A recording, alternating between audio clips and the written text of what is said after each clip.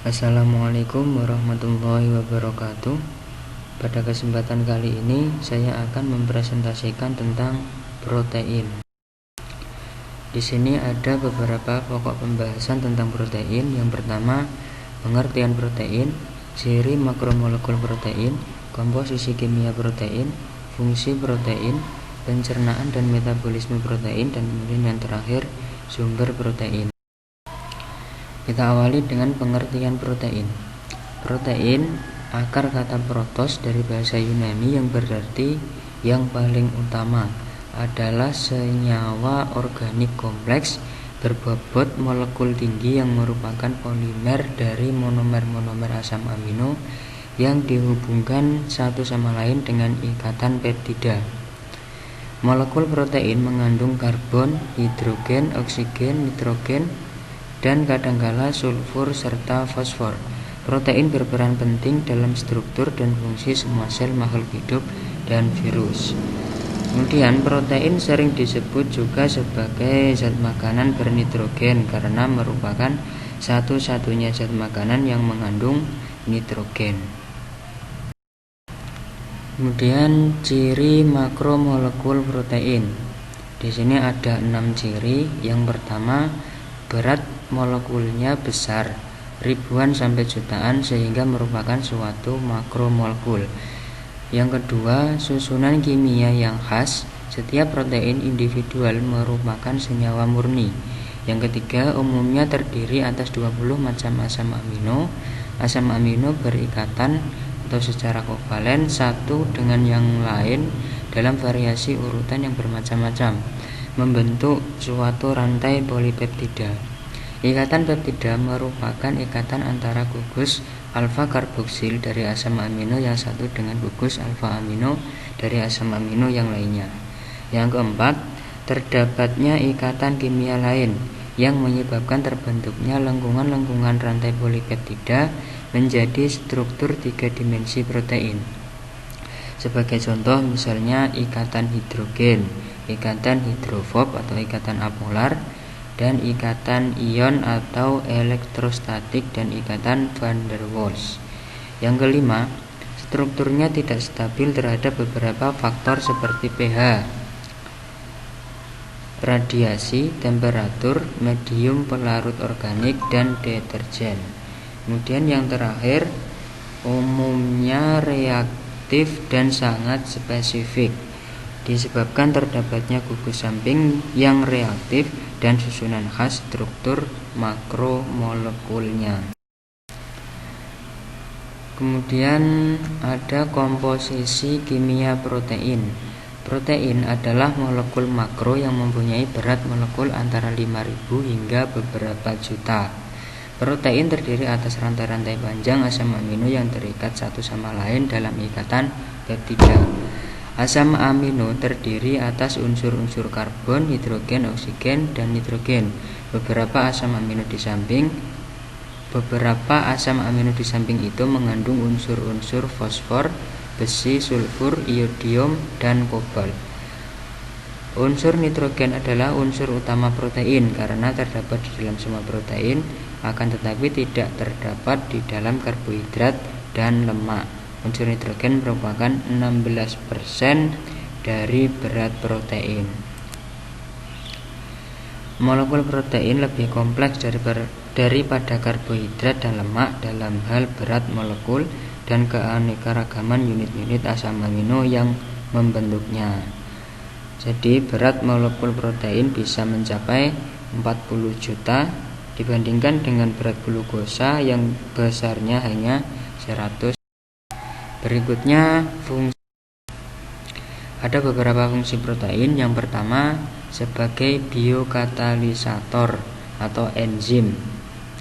Protein yang paling bervariasi dan mempunyai kekhususan tinggi adalah protein yang mempunyai aktivitas katalis, yakni enzim. Hampir semua reaksi kimia biomolekul organik di dalam sel dikatalis oleh enzim.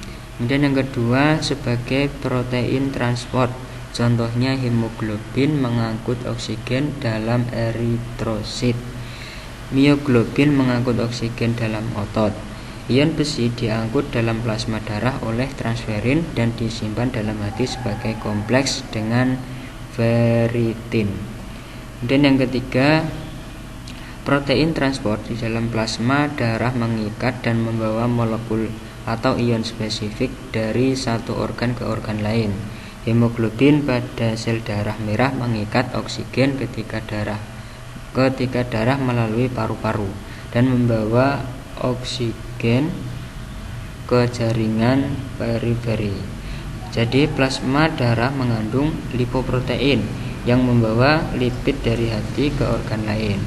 Kemudian protein transport lain terdapat di dalam membran sel yang menyesuaikan strukturnya untuk mengikat dan membawa glukosa, asam amino, dan nutrien lain melalui membran menuju ke dalam sel.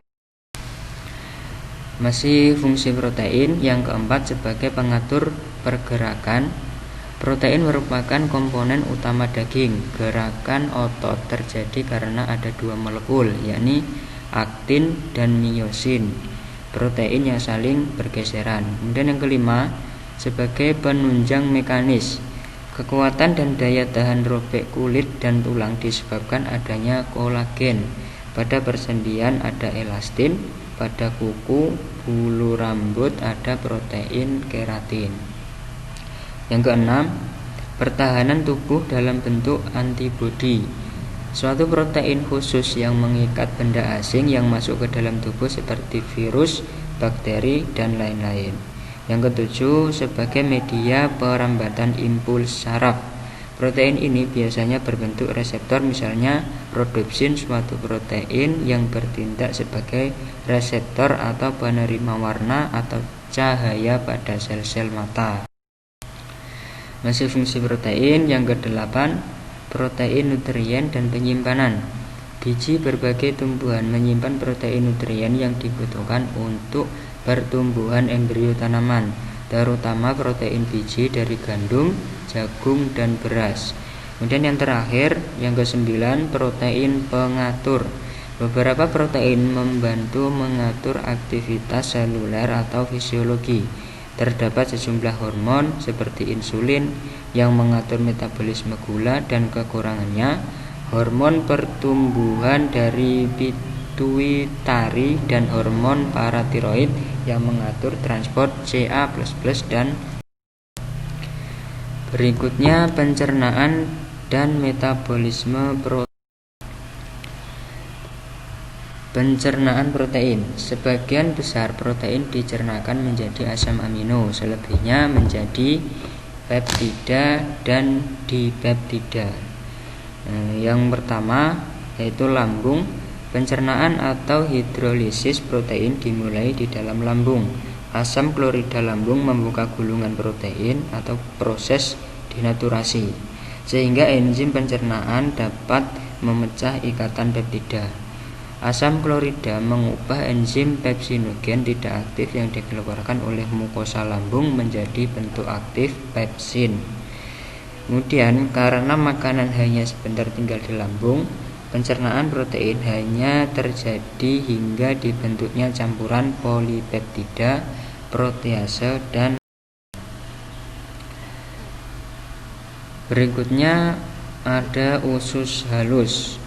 Pencernaan protein dilanjutkan di dalam usus halus yang berasal campuran enzim protease. Pankreas mengeluarkan cairan yang bersifat sedikit basa dan mengandung berbagai prekursor protease seperti tripsinogen, kemotripsinogen, prokarbopsipeptidase, dan proelastase. Enzim-enzim ini menghidrolisis ikatan peptida tertentu. Sentuhan kimus terhadap mukosa usus halus merangsang dikeluarkannya enzim enterokinase yang mengubah tripsinogen tidak aktif yang berasal dari pankreas menjadi tripsin aktif.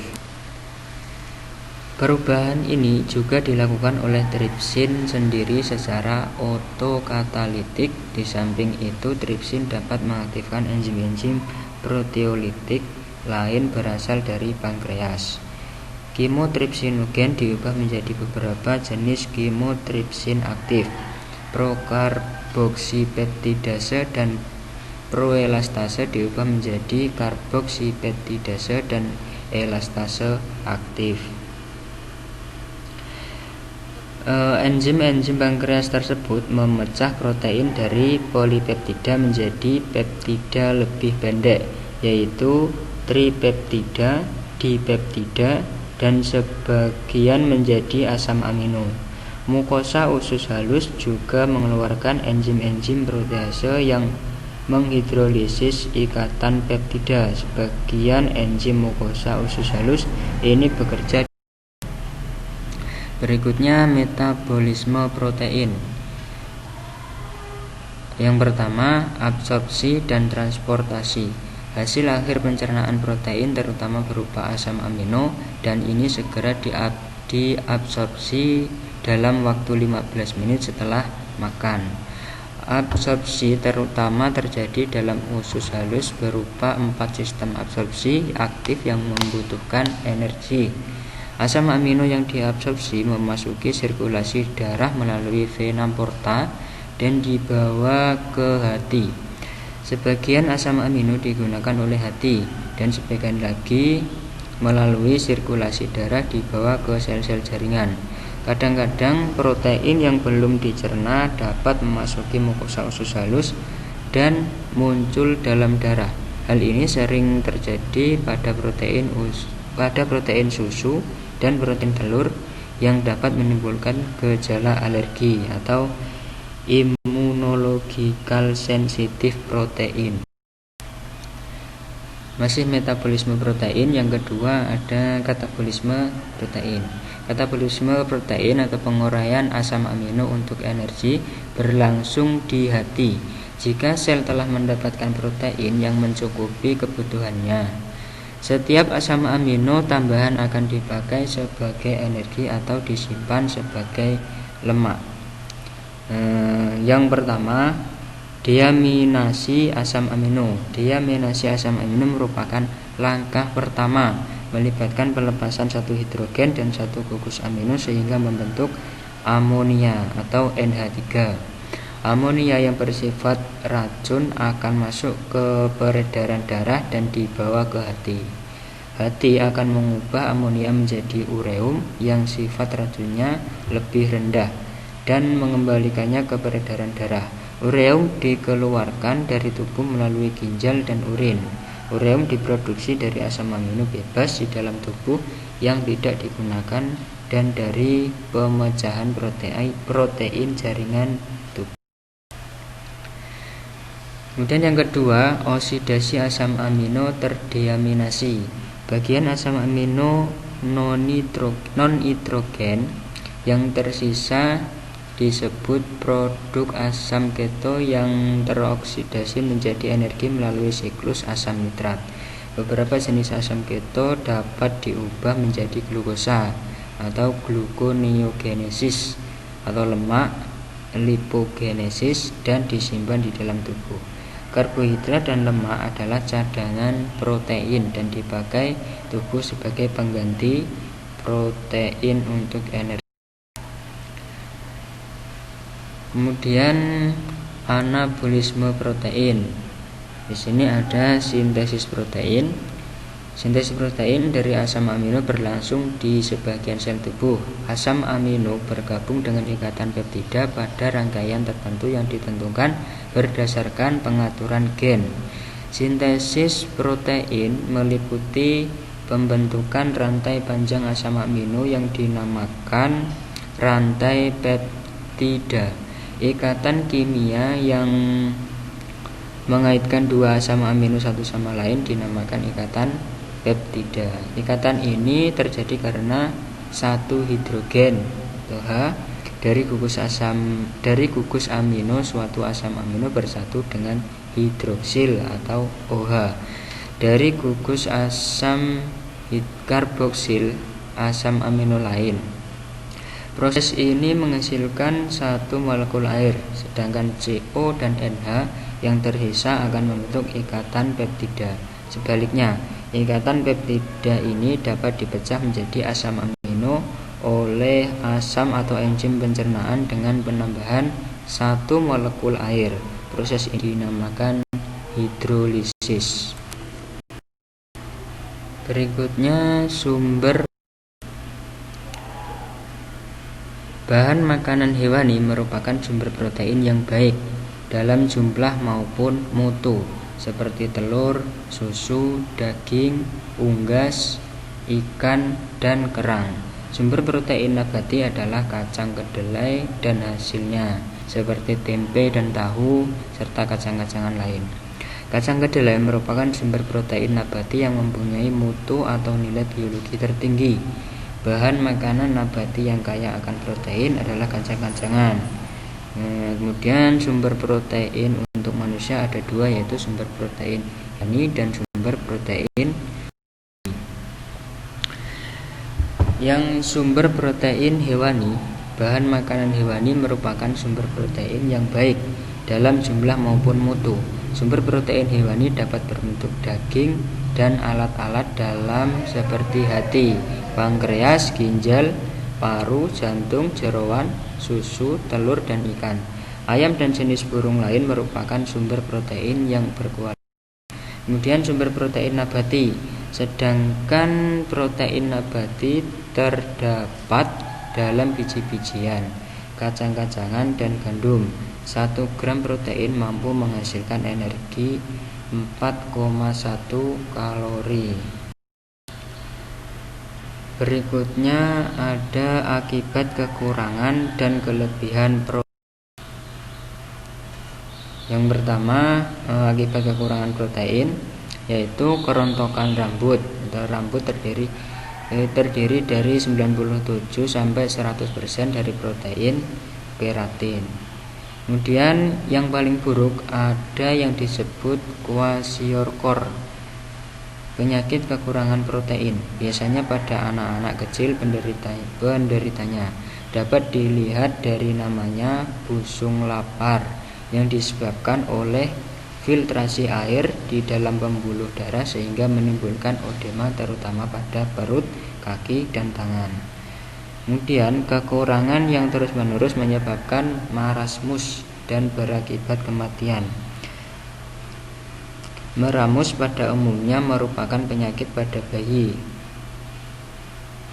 Meramus adalah penyakit kelaparan.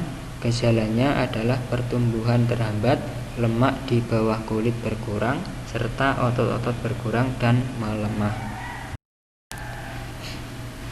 Kemudian akibat yang ditimbulkan dari kelebihan protein. Protein secara berlebihan tidak menguntungkan tubuh. Makanan yang tinggi proteinnya biasanya tinggi lemak sehingga dapat menyebabkan obesitas atau kegemukan. Diet protein tinggi yang sering dianjurkan untuk menurunkan berat badan kurang beralasan. Kelebihan dapat menimbulkan masalah lain, terutama pada bayi. Kelebihan asam amino memberatkan ginjal dan hati yang harus memetabolisme dan mengeluarkan kelebihan nitrogen. Kelebihan protein akan menimbulkan asidosis, dehidrasi, diare, kenaikan amoniak darah, kenaikan ureum darah, dan demam. Ini dilihat pada bayi yang diberi susu skim atau formula dengan konsentrasi tinggi sehingga konsumsi protein mencapai 6 gram atau kilogram berat badan. Batas yang dianjurkan untuk konsumsi protein adalah 2 kali angka kecukupan gizi atau AKG untuk. Demikian presentasi dari saya. Barangkali ada salah kata atau salah penjelasan, saya mohon maaf. Sekian, saya akhiri. Wassalamualaikum warahmatullahi wabarakatuh.